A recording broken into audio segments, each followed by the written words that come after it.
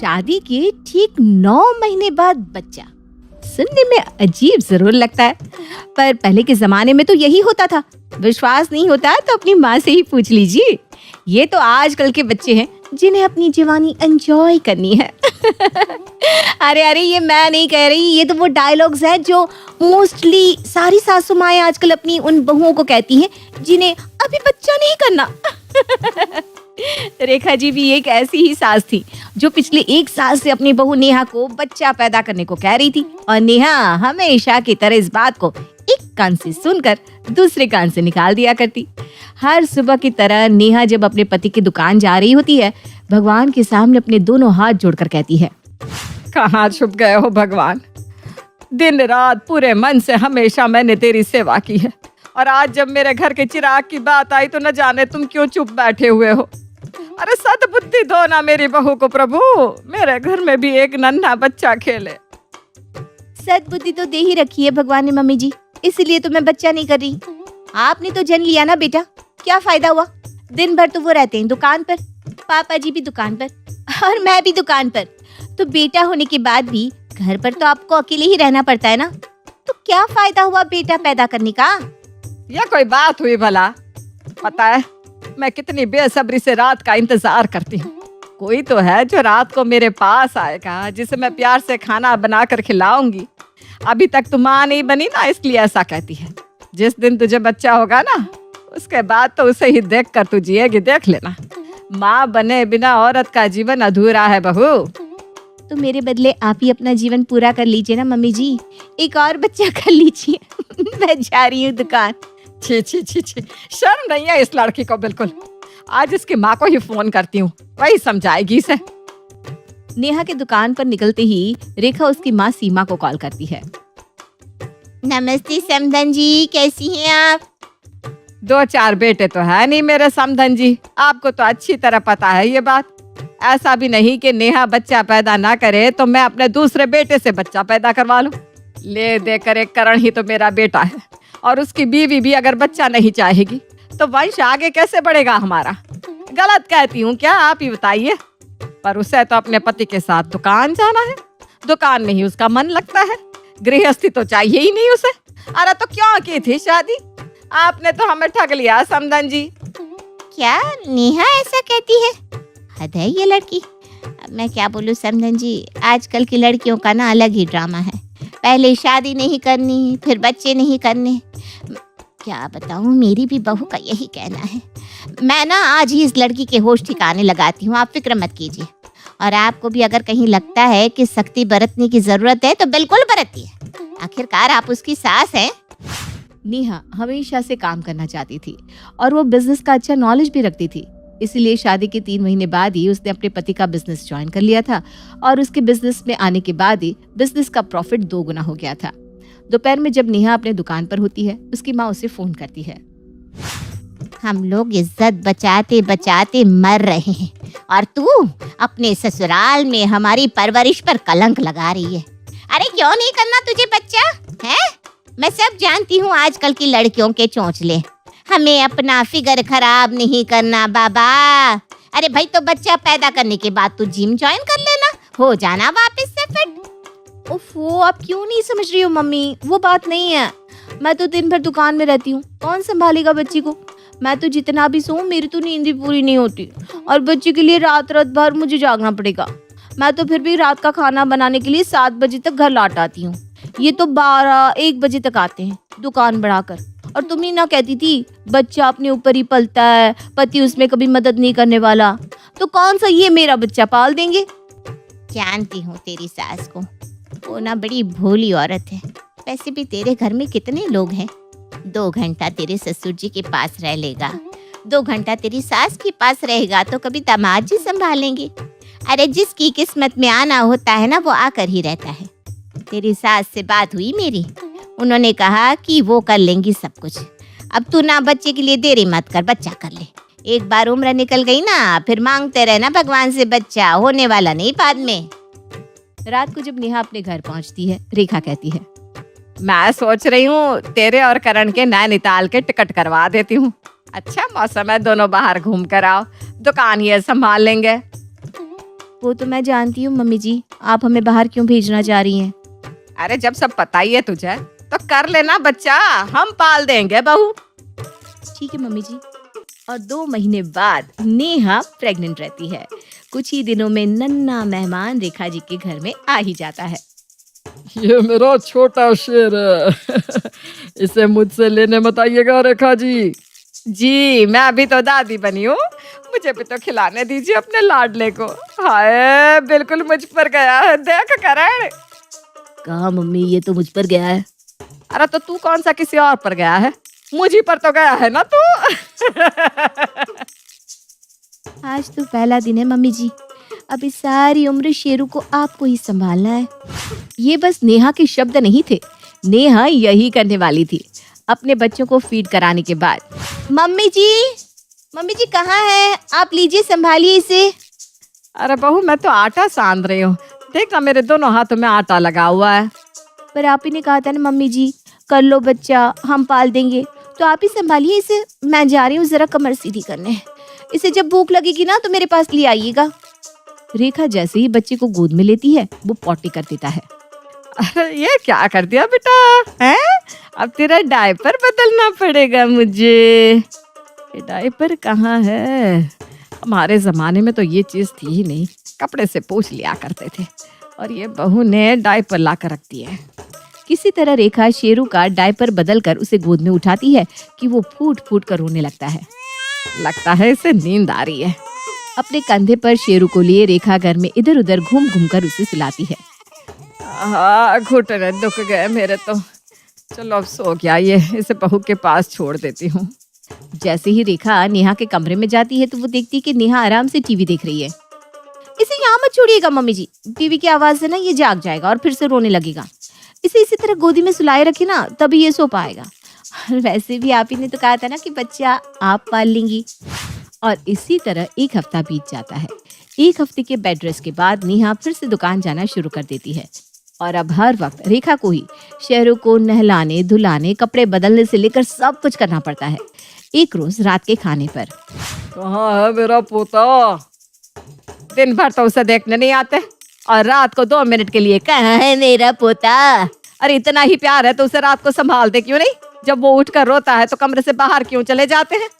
2 minute का प्यार सभी दिखा देते हैं, पर बच्चे को संभालना कोई नहीं चाहता। कभी नहीं सोचा था कि इस उम्र में मुझे बच्चा पालना पड़ेगा। मेरे पैर सुबह से भाग भाग कर इतने दुख रहे हैं। इसका इतने अच्छे से ख्याल बस आप ही रख सकती थी mummy ji. How lucky my Sheru is. अपनी बहू को बार बार बच्चा पैदा करने के लिए फोर्स करने वाली रेखा के अब अच्छे से होश ठिकाने आ चुके थे। वो किसी तरह बस इस बारे में अपने बहू से बात करना चाह रही थी कि अब वो शेरू को और संभाल नहीं पाएगी। एक दिन नेहा उसके पास आकर कहती है, आप बिल्कुल सही थी मम्मी जी, माँ बनने का सुख दुनिया के सभी सुखों से बड़ा होता है। लोग बस कहते हैं कि सर पर बोझ आ जाता है, कहाँ कोई बोझ आया मेरे सर पर। मैं सोच रही थी दूसरा बच्चा भी कर ही लूं, जैसे ये पल रखा है वो भी पल जाएगा। आप तो संभाल ही लेंगी दोनों को। After all you are a pro. एक और बच्चा? नहीं नहीं नहीं बहू। ये सुनते ही रेखा भाग खड़ी होती है। एक बच्चे को ही पालने में रेखा के होश ठिकाने आ गए थे, अब दूसरा बच्चा, तौबा तौबा। बहू लाई बारात। कहते हैं ना, लड़का लड़की राजी तो क्या करेगा काजी। अब काजी सास अगर शादी के लिए ना माने तो भाई दुल्हन क्या करे? जी ये करे जो हमारी आज की कहानी की दुल्हन ने किया। देखिए जरा। मीरा की माँ कहती है, अरे मीरा ये क्या कर रही हो? अच्छा लगता है क्या बार बार हमें उस घर में लेकर जाती हो? अब जब करण की माँ नहीं मान रही है शादी को तो छोड़ो ना, कर लो किसी और लड़के से शादी। लड़कों की कमी है क्या? माँ, करण और मैं, हम लोग बचपन से एक दूसरे को बहुत प्यार करते हैं, मैं कैसे किसी और से शादी कर लूं? अरे तो बोल ना करण को अपनी माँ से बात करे, वो क्यों नहीं मना रहा अपनी माँ को? वो टेढ़ी खीर है उसकी माँ, सीधी उंगली से नहीं मानेगी। तेरी होने वाली सास के अभी से इतने नखरे हैं, शादी कर लेगी तो घर पर रखेगी भी क्या? खैर, अब सास क्यों नहीं मान रही है ये जानना भी तो आप लोगों के लिए जरूरी है, तो चले करण के घर। ये क्या है करण, बुढ़ापे तक बहू का चेहरा देखने का मौका नहीं देगा क्या? क्या करूं माँ, मैं मीरा से ही शादी करूंगा, ये तो तुम जानती ही हो। फिर क्यों नखरे दिखा रही हो? नखरे मैं दिखा रही हूँ? अरे मीरा क्या चाहती है वो तुम नहीं जानते? वो बिल्कुल भी पॉसिबल नहीं है। अरे कौन सी लड़की घोड़ी में सवार होकर आना चाहती है और लड़के को डोली में बिठाकर ले जाना चाहती है? दुनिया हंसी उड़ाएगी बेटा, बोलेगी क्या लड़की पैदा की थी। बस माँ तू ना दुनिया के बोलने पर चल, अपने बच्चों की खुशी के बारे में सोचना ही मत। अरे क्या सोचूं? दोनों अभी बात कर रहे होते हैं कि मीरा के माता पिता आ जाते हैं। बहन जी क्यों परेशान हो रही है? अरे जानते तो हैं, अरे माना बेटी का शौक है, लेकिन माँ को तो कुछ सिखाना चाहिए था ना कि ऐसे शौक रखना सही है या नहीं। कैसी बात कर रही हैं बहन जी? क्या गलत है अगर लड़की आ जाए घोड़ी पर? तो शादी तो तब भी इन दोनों की ही होगी ना। ये भगवान, सारी की सारी फैमिली पागल है। देखिए मेरा बेटा डोली में नहीं आएगा। अरे ना जी ना, जो जैसा होता है वैसा होगा। अरे नहीं तो नहीं करनी हमें शादी वादी। लेकिन ये क्या, इतना सुनते ही करण, माँ मैं घर छोड़कर जा रहा हूँ। मेरी शादी मीरा से नहीं हुई तो मैं क्या करूंगा इस घर में रहकर। बहुत समझाने बुझाने के बाद फाइनली मीरा की शर्तों पर शादी करवाने के लिए करण की माँ तैयार हो जाती है। दूसरी तरफ अब मीरा की माँ, बेटा तेरी तो लॉटरी लग गई, करण की माँ शादी के लिए मान गई है। अब क्या, मेहंदी की थाली लेकर चलते हैं ना, करण के घर देने जो जाना है। अरे कैसी बात कर रही है, वो लड़का है, मेहंदी लेकर तो वो लोग आएंगे। नहीं माँ, मैं तो बचपन से यही चाहती हूँ कि मेरी शादी में सब कुछ बिल्कुल उल्टा हो। खैर, माँ बाप क्या करते, माँ बाप लेकर जाते हैं हाथों में मेहंदी का थाल करण के लिए, जहाँ उसे देखकर करण की माँ, भगवान अब ये भी होगा क्या? अरे इससे अच्छा तो ऊपर वाला मुझे बेटी ही दे देता, लड़के को मेहंदी। अरे प्रॉब्लम क्या है माँ, क्या प्रॉब्लम है? मेहंदी से हाथ ठंडा ही रहेगा ना। अरे मैं क्या बोलूंगी रिश्तेदारों को कि हल्दी नहीं मेहंदी में आ जाओ। प्रॉब्लम यही है कि हम भी परेशान हैं कि क्या कहेंगे रिश्तेदारों से कि हम लोगों के घर मेहंदी का कार्यक्रम नहीं है, क्योंकि मीरा तो मेहंदी लगा ही नहीं रही है। हाय रे, बहू आएगी नई नवेली, वो भी बिना मेहंदी के। कैसा समय दिखाएगा ऊपर वाले। लेकिन करे क्या, करण और मीरा का बचपन का प्यार, ऊपर से मीरा की शर्त कि भाई लड़की वाली तो बात ही नहीं होगी उसकी शादी में। फिर क्या, आ जाता है वो दिन भी जब मीरा घोड़े पर सवार होकर करण के घर जाने के लिए तैयार होती है। हे भगवान क्या करूं, सारे रिश्तेदार करण की घोड़ी चढ़ाई की रस्म करने को बोल रहे हैं। ऐसा ना हो कि हम यहाँ रस्म कर रहे हो और वहाँ मीरा बहू घोड़े पर सवार होकर दरवाजे पर आ जाए। करण की मौसी पूछती है, अरे क्या हो गया दीदी, जब देखो तब डरी डरी सी रहती हो, हुआ क्या है? अब क्या कहती कि हमारी बहू आ रही है घोड़े पर बैठकर। करण की बुआ पूछती है, अरे भाभी बाहर सारी लड़कियां तैयार है भाई की घोड़ी चढ़ाई के लिए, और यहाँ आप है कि बिना झाड़ा के कप कपा रही है। हाँ चलो चलो, मैं कुछ नहीं कह रही हूँ, घोड़े में चलो या पालकी में, लाना तो दुल्हन को घर ही है ना। हाय रे दीदी, कैसी बहकी बहकी बात कर रही हो। क्या आप पालकी में बिठाओगी 6 फुट के लड़के को?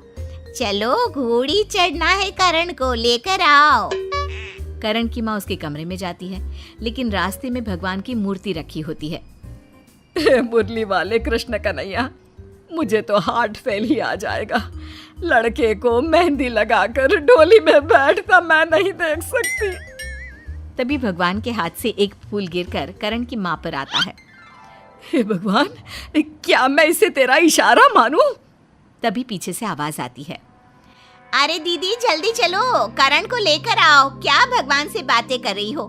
देर हो रही है, कहीं लड़की वाले इंतजार में यहीं ना आ जाए। अरे शुभ शुभ बोल, कैसी बात कर रही है? भला लड़की लड़के को लेने आती है क्या? वहाँ मीरा के घर मीरा की माँ। हाय रे, ये घोड़ी कितनी बड़ी है मीरा, कैसे बैठेगी तू इस पर? ओ माँ, ये तो बच्चों का काम है। चल जल्दी, मैं चाहती हूँ कि पूरी दुनिया देखे कि कैसे एक दुल्हन अपने होने वाले पति को लेने आई है। लेकिन ये क्या, जैसे ही वो घोड़ी पर बैठती है, घोड़ी उसे जोर से नीचे गिरा देती है। आई, आई, आई, आई, आई, मेरी कमर टूट गई रे। अरे ये मत बोल बेटी, लाखों लगा दिए हैं तेरी शादी के लिए, शादी नहीं टल सकती। चल चल जल्दी कर, बैठ जा घोड़ी पर जैसे भी हो। कैसी बात कर रहे हो पापा? मैं ना खड़ी हो सकती हूँ ना चल सकती हूँ। मैं कैसे घोड़ी पर बैठूं? बस ये घोड़ी वोड़ी वाला ड्रामा नहीं होगा मुझसे। वाह जी वाह। ए जी, करण को फोन कर दो कि वो ही घोड़ी में आ जाए। कम से कम समाज में हमारा और उनका तमाशा बनने से तो बच गया।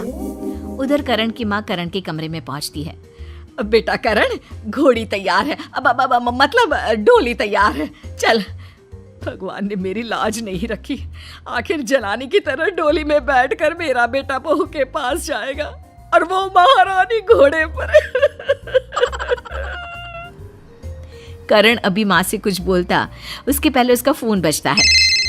हे भगवान, अब मैं आ जाता हूँ घोड़ी पर। क्या कहा बेटा? मतलब क्या हुआ बेटा? माँ, वो मीरा ना घोड़े पर से गिर गई, तो वो बस मंडप पर आकर बैठेगी। हम लोगों को अभी निकलना है, मैं घोड़ी वाली रस्म कर लेता हूँ। हाय रे मेरे कृष्ण कन्हैया,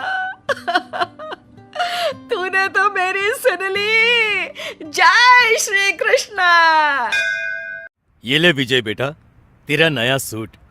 अब इसे पहनकर ठाठ से अपने दफ्तर जाना। और चंदू बेटा, ये तुम्हारे लिए।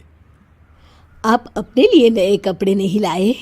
अरे शांति, तुम तो जानती हो कि मेरा सारा दिन शेठ जी की ड्राइविंग में बीत जाता है। नए कपड़े पहनकर घूमने फिरने की फुर्सत किसे है? घूमने फिरने के दिन तो इन बच्चों के हैं, आखिर अवतार किशन के बेटे हैं। आपने तो अपनी सारी जमा पूंजी बेटों के पीछे लगा दी, अब अपने पास बचा ही क्या है? विमला के बेटों ने अपने माँ बाप का इस बुढ़ापे में क्या हाल किया है आप जानते ही हैं। कहीं हमारे बेटे भी ऐसे निकल गए तो? अरे शांति, अपने बेटे तो हीरे हैं हीरे। ये दोनों तो मेरे बुढ़ापे के मजबूत कंधे हैं। तुम देख लेना, ये हमारी जिंदगी भर सेवा करेंगे। इस तरह अवतार किशन अपने बेटों पर जान लुटाते थे, लेकिन ठीक इसका उल्टा होता है। अवतार किशन का छोटा बेटा चंदू एक पैसे वाले सेठ की बेटी से शादी करके घर जमाई बन जाता है। अरे चंदू बेटा, हमने तुम्हारे लिए क्या कुछ नहीं किया और तुम हमें छोड़कर यहाँ चले आए। चल बेटा, मेरे साथ घर चल, मैं तुझे लेने आया हूँ। अरे पिताजी, आप क्या चाहते हैं? इस ऐशो आराम की जिंदगी छोड़कर मैं आपके साथ चलूं? नहीं नहीं पिताजी, मैं इतना भी बेवकूफ नहीं हूँ। और वैसे भी आप लोगों ने मुझे पाल पोस कर कौन सा एहसान किया है? ये तो हर माँ बाप का फर्ज होता है। अपने बेटे के मुख से इतने कटु वचन सुनकर अवतार किशन निराश होकर लौट जाते हैं। फिर एक दिन विजय अपनी पत्नी के साथ बाजार कुछ खरीदारी करके घर लौटता है। अरे ये क्या है? मेरे दराज में रखे पैसे कहाँ गए? अरे बहू, तेरे बाबूजी की तबीयत अचानक बिगड़ गई थी, उनकी दवाइयाँ लेने के लिए मैंने तेरे दराज से पैसे ले लिए थे। अरे माँ जी, जो आपने किया है ना, उसे दूसरे शब्दों में चोरी कहते हैं, चोरी। कम से कम आप हमारे घर लौटने का इंतजार कर लेती। थोड़ी देर में बाबूजी कौन सा स्वर्ग सिधार रहे थे। बहू, जरा सोच समझ कर बोला कर, तुझे तो बात करने की बिल्कुल भी तमीज नहीं है। अरे माँ जी, आज की दुनिया तमीज से नहीं पैसों से चलती है। मैं कुछ नहीं जानती, पहले आप मुझे मेरे पैसे वापस लौटाइए। मैंने वो पैसे अपने जन्मदिन मनाने के लिए रखे थे। अपनी बहू की बदतमीजी और अपने बेटे विजय को खामोश खड़ा देख अवतार किशन को बहुत गुस्सा आता है। बेटा विजय, मैं तुम्हारे पैसे आज शाम तक दे दूंगा। देखिए पिताजी, मुझे नहीं लगता अब इस घर में हम सबका साथ रहना मुनासिब है। हाँ बेटा, रोज की इस किटकिट से अब मैं भी तंग आ गया हूँ। अब तो तुम अच्छा खासा कमा भी लेते हो, इसलिए तुम ये घर छोड़कर दूसरी जगह ले लो।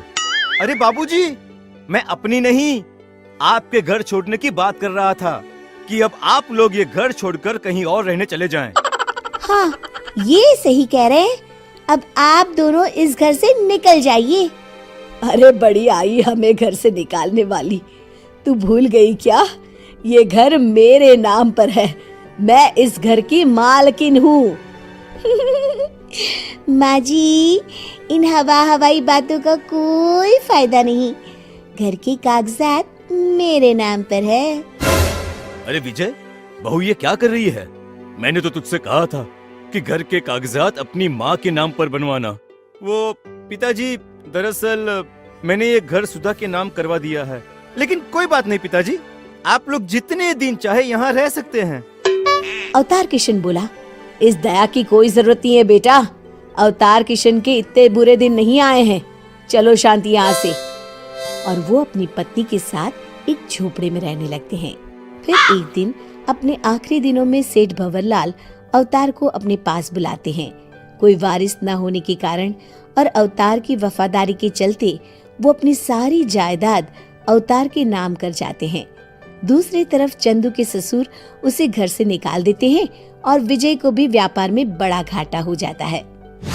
अरे आपको पता है, बाबूजी बहुत पैसे वाले बन गए हैं। मैं तो कहती हूँ हमें उनके पास जाना चाहिए। हाँ भाभी, आप बिल्कुल सही कह रही हैं। आखिर हम उनके बच्चे हैं, उनकी सारी दौलत पर हमारा हक है। फिर अगले दिन, अरे कितना बड़ा बंगला है, मैं तो इसे छोड़कर कहीं नहीं जाऊंगी। जरा इस कार को तो देखो। ये बड़ी वाली कार तो मैं ही लूंगा। अरे इन नालायकों को अंदर किसने आने दिया? चौकीदार, इन्हें बाहर निकालो। क्या पिताजी, अब गुस्सा थूक भी दीजिए। वी आर फैमिली, हम आपके ही बेटे हैं ना। विजय की पत्नी रोने लगती है। माँ जी, मैं आपको इस बुढ़ापे में अकेली नहीं छोड़ सकती। आखिर मैं आपकी बहू हूँ, आपकी सेवा करना मेरा धर्म है। अरे वाह रे बहू, तू तो गिरगिट की तरह रंग बदलती है, लेकिन तेरे ताने मुझे आज तक याद है। और रही बात मेरे बुढ़ापे की, तो उसकी चिंता तू मत कर। चलो, बहुत ड्रामा कर लिया तुम लोगों ने। इस घर में तुम लोगों के लिए कोई जगह नहीं है। अब यहाँ से उल्टे पांव लौट जाओ, वरना धक्के मार के निकलवा दूंगा। फिर अपना काम बनता ना देख वे सभी वहाँ से चले जाते हैं। इस तरह अवतार किशन अपने नालायक बेटों को अच्छा सबक सिखाते हैं और दुनिया के लिए एक मिसाल कायम करते हैं। मानसी बहू, ऐसा है मेरा खाना तो तुम आज बनाना ही मत। मैं तो आज बस हरी नाम भजकर ही सो जाऊंगी। ये क्या कह रही हैं माँ जी आप? ऐसा क्या हो गया जो आप इतनी नाराज हो रही हैं? क्या हो गया? अरे कल ही पालकी से उतरी हो क्या, जो इस घर के कायदे कानून तुम्हें रोज रोज सिखाने पड़े? सालों से एक ही बात बार बार समझाते समझाते मैं थक गई, लेकिन तुम दोनों के दिमाग में ये छोटी सी बात बैठती नहीं। रहने दो रेणुका, मैं समझ गई मम्मी जी क्यों नाराज है। जितना तुम मम्मी जी से पूछोगी उनका गुस्सा उतना ही बढ़ता जाएगा। मम्मी जी, हमसे नाराज होने से कोई फायदा नहीं है। हमने कितनी बार कहा है कि जब हम खाना बनाए उस समय झूठे हाथ से रसोई के किसी सामान को ना छुएं। लेकिन ना तो कोई चप्पल उतारने के लिए तैयार होता है और ना ही झूठे हाथ लगाने से बाज आता है। वो लोग तो मनमानी करके निकल जाते हैं और भुगतना हम लोगों को पड़ता है। कुछ देर पहले, अरे भाभी, आज क्या बना रही हो? अरे क्या कर रही हो तुम? कितनी बार कहा है तुमसे चप्पल लेकर रसोई में मत आया करो। तुम्हें समझ में क्यों नहीं आता? अरे हमें तो इस घर में बहू बनकर आए हुए कुछ साल ही हुए हैं, लेकिन तुमने तो इसी घर में जन्म लिया है ना। बचपन से ही माँ जी ने तुम्हें सिखाया होगा कि रसोई में चप्पल लेकर नहीं आना है, फिर कैसे भूल जाती हो? क्या भाभी, आप भी धीरे धीरे माँ की दूसरी कॉपी बनती जा रही हो। अरे मम्मी का जमाना और था और हमारा जमाना और है। पैरों में पहनी चप्पल का खाने से क्या मतलब है भाभी? कुछ तो कॉमन सेंस लगाइए। इतनी ठंड हो रही है, मैं चप्पल उतारने वाली नहीं हूँ। देखो कीर्ति, अगर तुम चप्पल नहीं उतार सकती तो रसोई में मत आया करो। तुम्हारी वजह से मुझे माँ जी से 10 बातें सुननी पड़ जाएगी। और अगर माँ जी ने देख लिया ना कि तुम ऐसे चप्पल पहनकर रसोई में खड़ी थी तो वो सारा खाना उठाकर बाहर फेंक देंगी। अब इससे पहले कि मम्मी जी तुम्हें देख ले, भगवान के लिए जाओ यहाँ से। अरे भाभी, लेकिन एक बार थोड़ी सी सब्जी तो चख लेने दो, मुझे बहुत तेज भूख लग रही है। अच्छा खाना नजी, खाने की खुशबू ही ले लेने दो। मानसी के बार बार मना करने पर भी कीर्ति सेब खाते हुए उन्हीं हाथों से झट से एक कटोरी में थोड़ी सी सब्जी निकालती है और वहीं खड़े खड़े एक चम्मच मुंह में डाल लेती है। सत्यानाश, ये क्या कर दिया तुमने? कीर्ति, तुम्हें पता है रसोई में पके हुए खाने का सबसे पहले मम्मी जी कान्हा जी को भोग लगाती हैं और तुमने खुद को भोग लगा दिया। अरे मम्मी जी ने देख लिया ना तो वो मेरी जान ही ले लेंगी। अरे भाभी, भूखे को भोजन कराना भगवान को समर्पित सबसे बड़ा भोग होता है, जिसे भगवान सच्चे मन से स्वीकार करते हैं। मैंने खा लिया ना तो समझ लो कान्हा जी को भोग लग गया। ज्यादा प्रवचन मत सुना मुझे। ये प्रवचन जाकर तुम मम्मी जी को सुनाओ और उनका हृदय परिवर्तन करो। देखो पूरा खाना बन चुका है, अब मैं दोबारा खाना नहीं बनाने वाली। और तुम कान खोलकर सुन लो, तुमने जो किया सो किया। ये बात किसी को बतानी नहीं है कि तुमने रसोई में जाकर सब्जी चखी थी। और अब तुरंत यहाँ से गायब हो जाओ। चलो। लगता है मम्मी जी ने देखा नहीं है, मैं भी चुपचाप सबका खाना लगा देती हूँ। आप ही बताइए माँ जी, क्या ये बना हुआ खाना मैं बाहर फेंक कर दोबारा खाना बनाती? बस इसीलिए मैंने किसी को कुछ बताया नहीं। मुझे नहीं पता था कि आप ये सब देख चुकी हैं। देख, बहू तो अच्छे से जानती है, झूठी रसोई में पका हुआ खाना मैं कभी नहीं खाती।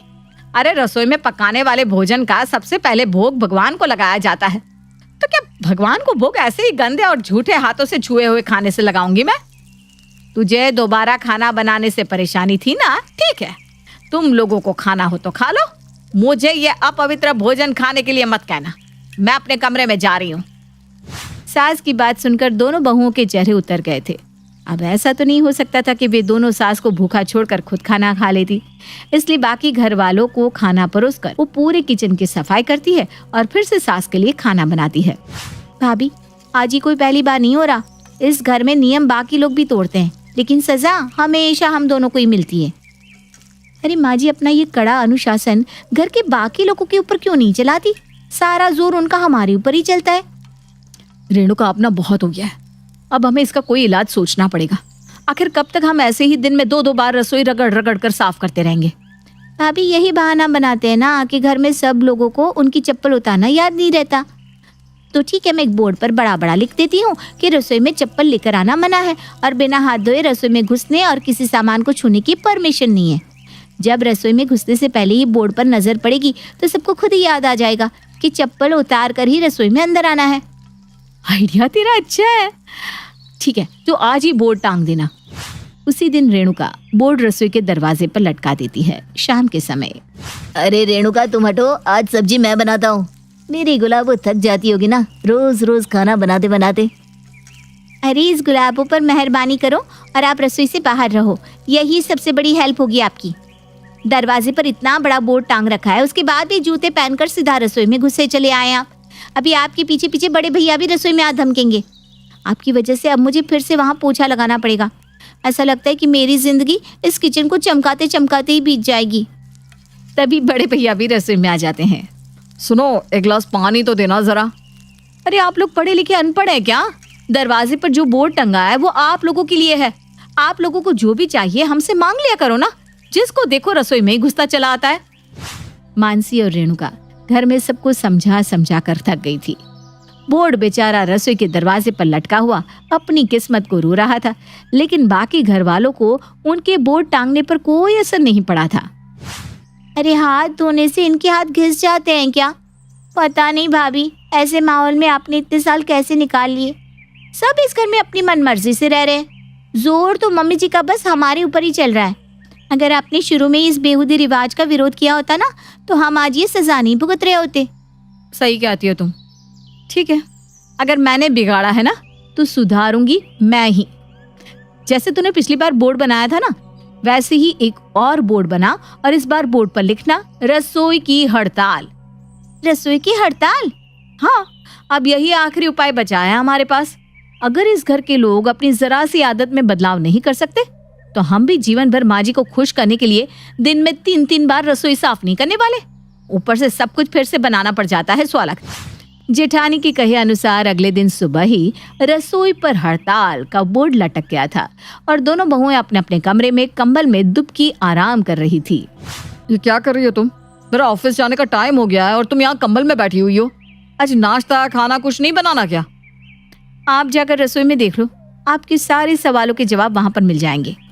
सुबोध रसोई तक पहुंचता है तो उसे रसोई के दरवाजे पर लटका हुआ बोर्ड नजर आता है जिस पर लिखा था रसोई की हड़ताल। मम्मी, ये क्या नया नाटक है? इन दोनों को ये क्या नया नया शौक लग गया है? रोज नए नए बोर्ड बनाकर रसोई के दरवाजे पर टांग देती हैं। और अब इस हड़ताल का क्या मतलब समझे हम? देखो बेटा, हड़ताल का मतलब ये है कि दोनों बहुएं रसोई में कुछ भी नहीं बनाने वाली। उन दोनों ने रसोई के काम से हड़ताल कर रखी है। अरे तो आप कुछ कहते क्यों नहीं? वो दोनों खाना नहीं बनाएंगी तो क्या हम भूखे पेट ऑफिस जाएंगे? देखो बेटा, मेरे कहने से तो कोई फायदा होने वाला नहीं, क्योंकि जब मेरे बेटे ही मेरी बात नहीं सुनते तो बहुएं क्या सुनेंगी? मैंने आपकी कौन सी बात नहीं सुनी? बेटा, मैं बरसों से समझा रही हूँ कि रसोई में चप्पल पहनकर नहीं आते, झूठे हाथों से रसोई का कोई भी सामान नहीं छूते, लेकिन ना तो तुम्हारे कानों पर जू रेंग रही है और ना तेरे भाई के।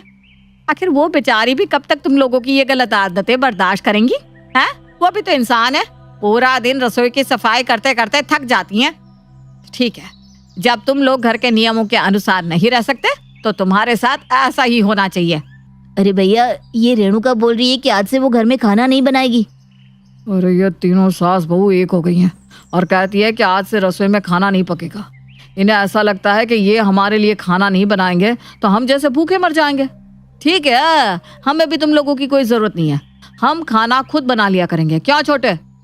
क्या खाना? और हम? अरे तो क्या हो गया? अरे हम घर के बाहर जाकर पैसे कमा कर ला सकते हैं, तो खाना बनाना कौन सा बहुत बड़ा काम है? 10 मिनट में खाना बना कर रख सकता हूँ मैं। चल छोटे, आज से खाना हम दोनों मिलकर बना लिया करेंगे। हाँ भैया, आप बिल्कुल ठीक कह रहे हैं। इन लोगों को ऐसा लगता है कि ये खाना बनाकर हमारे ऊपर बहुत बड़ा एहसान कर रही हैं और ये हड़ताल करने की धमकी देकर हमारे ऊपर दबाव बना लेंगे, लेकिन हम भी किसी के दबाव में आने वाले नहीं हैं। पवन और सुबोध गुस्से में पांव पटकते हुए रसोई के अंदर पहुंच जाते हैं।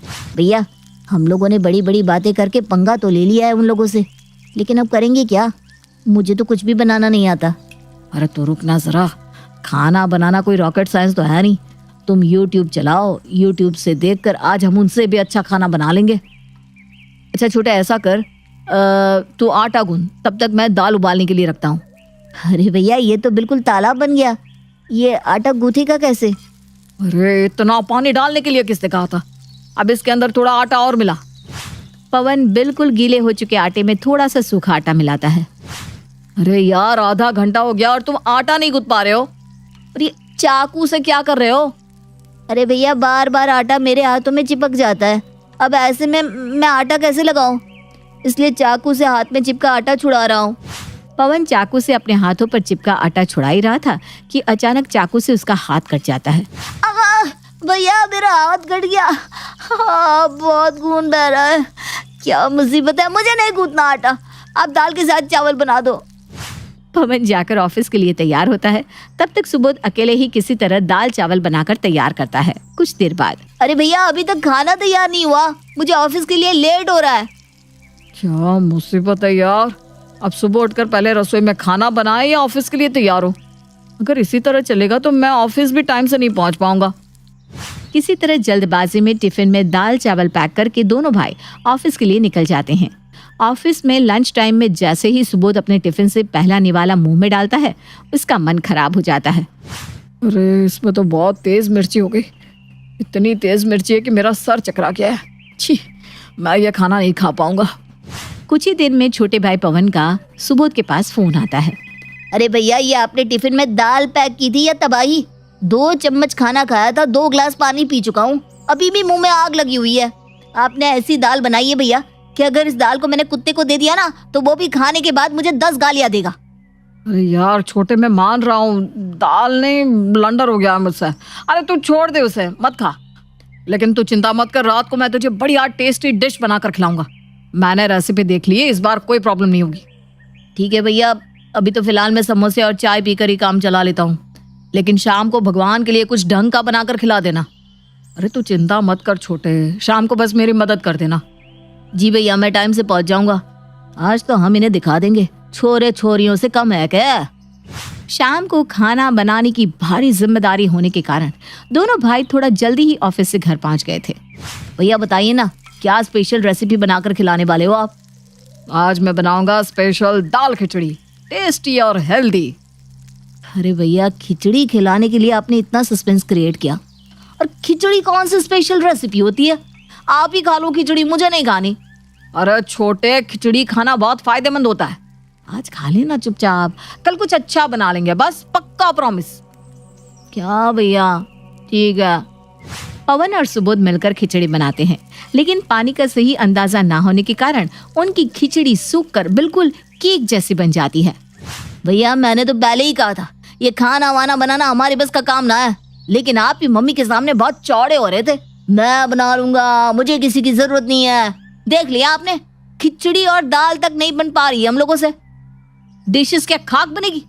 अब बस बहुत हो गया भैया, सुबह से खाना ढंग का नहीं खाया। पहले तो तबाही दाल और अब ये खिचड़ी केक। अरे एक ही दिन में कितना टॉर्चर करोगे आप? आदमी की सहन शक्ति की कोई लिमिट होती है यार। मुझे तो अब भूख से चक्कर आ रहा है, कमजोरी सी महसूस हो रही है। हे भगवान, क्या मुसीबत आई है। बात तो तेरी बिल्कुल सही है छोटे, खाना बनाना हमारे बस का काम नहीं है। नमक तेल पानी का हिसाब रखते रखते मेरा तो दिमाग खराब हो गया है यार। क्या करें, बाहर से खाना मंगवा ले। भैया, अब मुझे ना एक्सपेरिमेंट नहीं करना है, मैं जा रहा हूँ माँ और बाकी सबसे माफ़ी मांगने। सबसे आसान सॉल्यूशन यही है कि हम माफ़ी मांगकर अपनी गलती स्वीकार कर ले और इस मुसीबत से छुटकारा पा ले। अरे लेकिन अगर उन्होंने हमारा मजाक उड़ाया तो? अरे भैया, हमारी माँ और बीवी तो है, अगर मजाक उड़ा भी लिया तो क्या बिगड़ जाएगा हमारा? अब मैं आपके खाने से टॉर्चर होने के मूड में बिल्कुल नहीं हूँ। मैं जा रहा हूँ माँ भाभी और रेणुका से माफ़ी मांगने, जो होगा देखा जाएगा। अरे ठहर, मैं भी चल रहा हूँ तेरे साथ।